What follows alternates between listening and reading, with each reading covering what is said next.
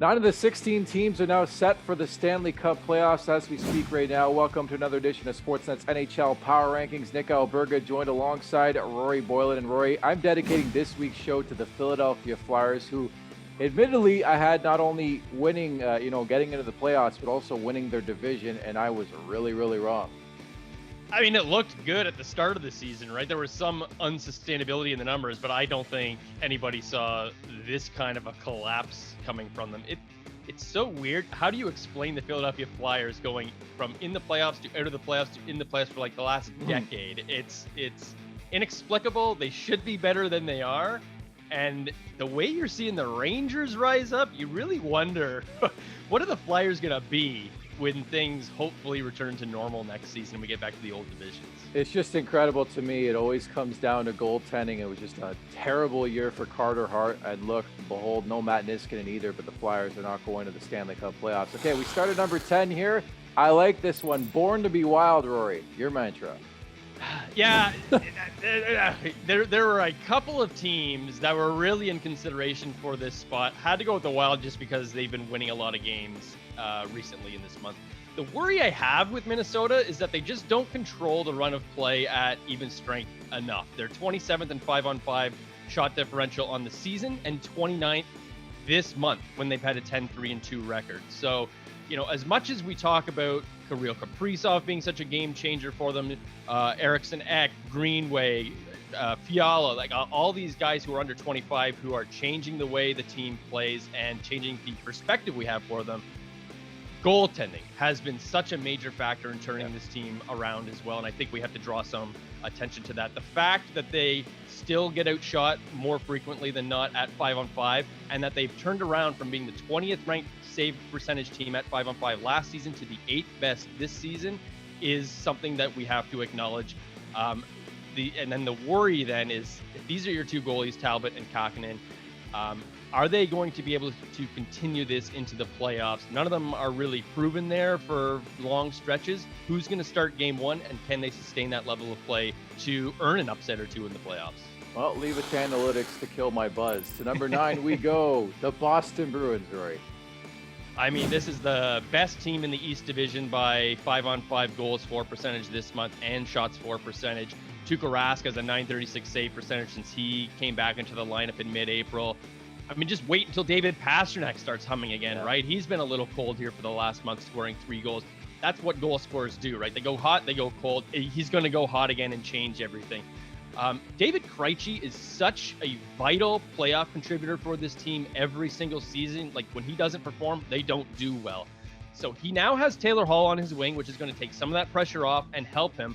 But Krejci has 11 points in his last 10 games. So that and everything else that's going on with this team, it just feels like they are peaking at right about the right time and could be a real handful in the playoffs. Yeah, you're extremely right. And suddenly that depth is there for the Boston Bruins. It's always fascinating when guys seem to show up in a contract here, a la David Krejci, who's been there before, but really starting to elevate his play when it matters most here for the Boston Bruins. Next up here at number 8, the Washington Capitals, Roy.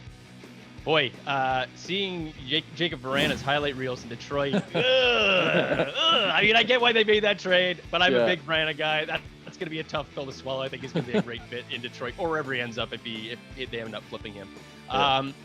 They just swept the shockingly, suddenly struggling New York Islanders. They got a split this week. The thing with Washington is they're just there. Like, they don't have a lot of weaknesses. They've dealt with a lot of adversity this season with the COVID that they had to play through. They had to play without some guys. They had to play through that. They did that pretty well. The Henrik Lundqvist situation where he had to step up. Like, they had to get through a lot. And they're here now, and they're one of the best teams in the league in almost any measure. Special teams are great. Their goal scoring is going to be there. Defense is good enough. This is another team that comes down to, are they going to have enough experience in net? Are these goalies, namely Ilya Samsonov, going to be able to carry this thing through? I mean, they are just a solid team. They are what they are. They're there. They're going to be heavy to handle, and that division is going to be just incredible in the playoffs. There's no clear favorite here, but Washington is one that you always feel good about. It's just that goaltending. I don't know how it's going to play out in the playoffs. Yeah, I was going to say, unsurprisingly, that East Division's been an absolute juggernaut, which leads us to a rival, the Washington Capitals, the Pittsburgh Penguins. A big win in a back and forth game with Washington on Thursday night. They split with Boston this week. I have a tough time getting a handle on Pittsburgh because they have turned it around so much since that slow start to the season. And every time they are faced with any kind of adversity, they generally respond in a very positive way. They have the star power that you don't want to bet against. Kind of what's happening with some of these other teams in this division. I wonder if the goaltending in this situation is not going to be good enough, but if it's going to be consistent enough, because Tristan Jarry can be a little bit hot and cold. He's 26th in the league in goals saved above average. Of all the playoff teams currently in a playoff spot, only Montreal has a worse GAA than Pittsburgh's 3.13 this month. And they've gotten through with such a great record in April because of a really high 10.51 shooting percentage that just will not be sustained. So there's just that little bit of uncertainty in the numbers that I think we need to acknowledge with the Pittsburgh Penguins, but it's just a group of death. So you can't have any of these things running cold. Every team's got something about them that if it just runs cold at the wrong time, they're going to lose a playoff series. And that's what the concern would be in Pittsburgh. And so lots of question marks, no doubt, with that East Division, considering how good the talent is in that division. From there, we move on to the Central and number 6. And Spencer Knight's Florida Panthers, Rory? I mean, we'll see. They have depth at the goaltending position. We'll see. But I want to make this about Mackenzie Weegar appreciation. Do people realize Mackenzie Weegar has the most even strength points among all NHL defensemen in the league this season? Yeah. You know, the big question and the big worry was when Aaron Ekblad went down. He was in the Norris Trophy conversation, maybe the leader at that point. How are they going to fill that? How are they going to do it? It's Mackenzie Weegar. He's been awesome since Aaron Ekblad went down. Weegar's relative goals for percentage at 5-on-5, which is a real good measure of how a team performs in goal differential with the player on the ice versus when he's off it. He ranks number 1 among all NHL defensemen in the league in that stretch. Relative shots for percentage, Weegar is top 10 among all defensemen in the entire season in the league, and he's just ahead of some other Norris candidates like Adam Fox and Dougie Hamilton. Is Mackenzie Weegar going to get any Norris Trophy votes? I kind of have a hard time seeing him getting that. This is where name recognition is probably going to work against him. This is where, the fact he plays in the Florida Panthers is probably going to work against him. I think he at least deserves a vote in a top 5 in almost every ballot. And we have to wrap our heads around the fact that there are some legitimate awards candidates on this Florida Panthers team beyond just the auto Alexander Barkov for Selke consideration. Enjoy your first round exit, Rory, using the Florida Panthers fan. We roll on. Number 5, the Colorado Avalanche. And shout out to producer Drew, who just had a kid. Yeah, huge news, Drew. Huge. What a breakdown. Huge news, Drew. Awesome. It was about a year ago I had my second kid. I know it's a crazy time. This is his first kid. Good luck to you, sir. Back to Colorado. Yeah. 3 losses in a row hurts, right? Against St. Louis and Vegas. That in these dynamic rankings, that's going to make you tumble it. But those are 2 really strong teams, obviously. Still a strong month for the Colorado Avalanche. 2nd in 5-on-5 shots for percentage. 1st in expected goals for percentage in this month. So, all those underlying numbers are still really strong. The biggest concern continues to be just getting Philip Grubauer back in net. Devin Dubnyk is 2-2 with an .887 save percentage since he was acquired by the Avs. I don't know why he was their target. I don't know why you touch a San Jose Sharks goalie, but they did. This is what's going to happen. This is what sunk the Colorado Avalanche last year when they had to go 3 deep in goal. So you need Grubauer back, or you could have a similar route out. Yeah, you make a good point. Like, why would you go to Buffalo and San Jose to pick up a goaltender with all due respect? Makes no sense. And then there's Jonathan Bernier sitting out there. He's got good GSA. Like, there are other guys who, they're not slam dunks, but they had better underlying numbers that you could feel maybe a little bit better. It's not surprising at all to see Devin Dubnyk struggle as he has. I miss your boy Pavel Francouz. He's out for the season with Colorado. Number 4, a team who could tell you a thing about depth net minding. Is Rasmus Sandin a dark horse for the Calder? Don't answer that. The Toronto Maple Leafs are number 4. Oh, this is a crazy market, isn't it? Look, in Toronto, the power play has been cold enough for long enough now that it's starting to become a concern come playoff time.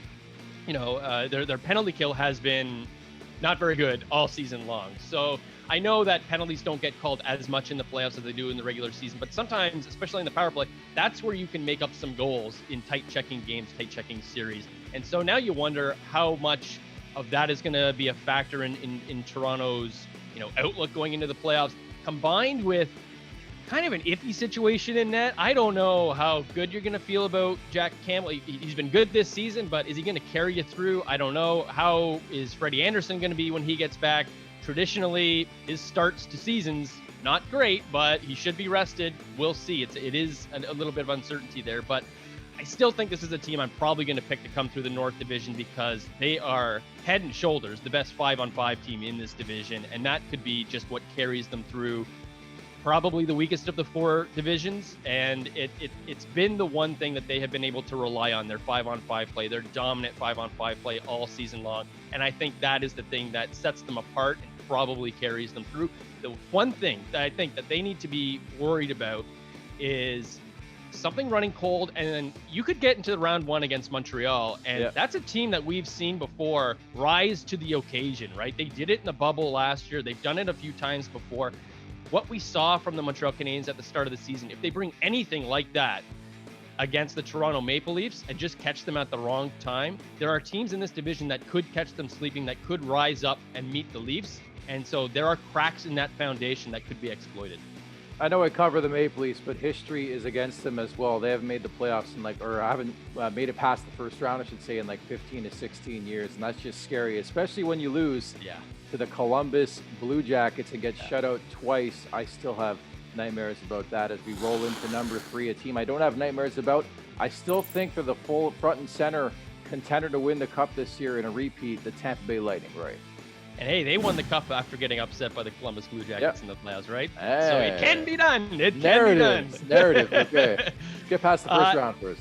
Yeah. Do you see any way Andrei Vasilevskiy doesn't win the Vezina Trophy this year? I mean, I get Marc-Andre Fleury has had a great season for sure. He's going to be second place in the voting, I think. You're getting some good, strong late pushes from a guy like Saros. I don't think a season long stands up. Mike Smith maybe even gets some 4th, 5th place consideration. He's had an awesome season. But Vasilevskiy is leading or near leading every major stat category in the goaltending department, and he has the workload to go along with it. Only Connor Hellebuck has faced more high danger shots than Vasilevskiy. Nobody has stopped more of them than Vasilevskiy. So his base numbers match up with anybody's, but his workload, I think, sets him apart. He is the Vezina winner, I think, hands down, in my opinion. Yeah, I'm right there with you, no doubt, on Vasilevskiy. Maybe could have solidified things, I would say, on Thursday night. Not overly tested, but a 20-save shutout against the Dallas Stars. Final 2 will stay in the Central for the first one. Number 2, and I don't think you're wrong on this, the Carolina Hurricanes, although I still wonder if they're going to beat Tampa in the playoffs. I mean, that is going to be it, right? That's going to be the ultimate test for this team. But right now, they have to be considered one of the top Cup contenders. They split wins and losses with Tampa, Florida, and Dallas in the last 2 weeks. Those are, at least 2 of them are going to be in the playoffs. Maybe Dallas gets in too. And in the losses that they picked up, they were in extra time, so they got a point. They haven't lost in regulation since April 12th against Detroit, go figure. But we said it before. They have scoring, they have blue line, they have depth in net. There's not a lot of weakness here. In a lot of ways, they're like Toronto, right? It's not a surprise to see them doing so well in the playoffs. In the regular season, they've done it before. There's not a lot of weakness there. They need to bring it in the playoffs. They need to reach their full potential, and that's going to be measured ultimately by the expected playoff series that they're going to get against the Tampa Bay Lightning. And last I checked, they have 3 goalies. Although Peter Mrazek's hurt every other game, you maybe start a rookie netminder, although he's mid-20s, and Alex Nedeljkovic, who's been a fantastic breakout goaltender this season, which leads us to number 1, and I'm right there with you. It's just tough to quantify how they stack up to the Colorado Avalanche because the Avs haven't been healthy in a while, but the Vegas Golden Knights, they're just so good, Rory. It's ridiculous. They have been, and anytime Colorado and Vegas have played when they have been at full strength, they've been really good games. That's going to be a fantastic series. I hope we're not robbed of it. I mean, honestly, that could be one of the best series in the entire playoffs. 10 wins in a row. I mean, they're first place. They've got 10 wins in a row. Outscored their opponents 41-21 at 5-on-5 in that stretch is unbelievable. In this weird pandemic season. Everything's so compressed. It's so regionalized. I think some of the really good performances from distant places get lost to locals. And so really want to shine a light on what an amazing season Mark Stone is having. Like, we know this guy is a great two-way player, great stick on puck, Selke consideration guy all the time, should be on Team Canada's Olympic team next year easily if they end up going. But he's having a career best season with 56 points in 47 games. Like, the offense is just pumping for this guy too, like to the point where if McDavid's not putting up 100 points in a ridiculous 56 game season, or Matthews is chasing 40 goals, like, they're not taking advantage of weak defenses and goaltending in their division. Mark Stone is probably getting a lot more consideration for Hart. He should be getting some consideration for the Selke. He's been one of the top 5 at least players in the NHL this season. I would say no pressure on the Seattle Kraken. What you missed, and it almost pains me, like it gives me palpitations even saying this team, but I think I have to. The New York Islanders. I know they've been struggling, 3 losses in a row to the Washington Capitals, but I am a firm believer that defense wins championships, not only in baseball, in other sports, but also in the NHL. And I think you look at what they've done the last couple of years, you can't sleep on them. I get they're struggling right now, but maybe it was a start beating down and shutting out the New York Rangers on Thursday night. Yeah, and it's their struggles that ultimately bump them out of the top 10 here. There are teams that are winning above them. The Islanders are 27th in 5-on-5 Corsi, 22nd in 5-on-5 shots per 60, and 25th in points percentage since Anders Lee went down. That's alarming to me. Their offense is one of the worst in the league since Lee went down, and the additions at the trade deadline haven't helped that very much either. And I know that's, the Islanders are going to go into the playoffs as maybe the lowest scoring team. That's not unexpected. We knew that, and they are going to be measured on their defense, but something's going on here, and they're not playing very well. We saw this from the Islanders kind of in February and March last year before the league had to shut down, and then they kind of came back refreshed and back to what they were. They're not going to get that this year. So you wonder what that response is going to be once the playoffs absolutely hit. In doing dynamic power rankings, I would consider a team like the Rangers, although they just beat them, definitely St. Louis, maybe even Edmonton, ahead of the New York Islanders in a list like this, because those teams are running really hot right now. Shout out to the St. Louis Blues, who, my God, if they do get into that 4th place mark, which it looks like they're going to, yikes, I wouldn't want to run up against them in round 1. Yeah, that goes without saying, Rory. Excellent job this time around, and I'll spend the next week trying to figure out how it's fair that Dallas could have full capacity crowd for the Stanley Cup playoffs. Oh, yeah, let's get into that. That'll be fun. Yeah, thanks, Rory. See you next week, Nick. That's Rory Boylan. I'm Nick Alberga. This has been another edition of Sportsnet's NHL Power Rankings.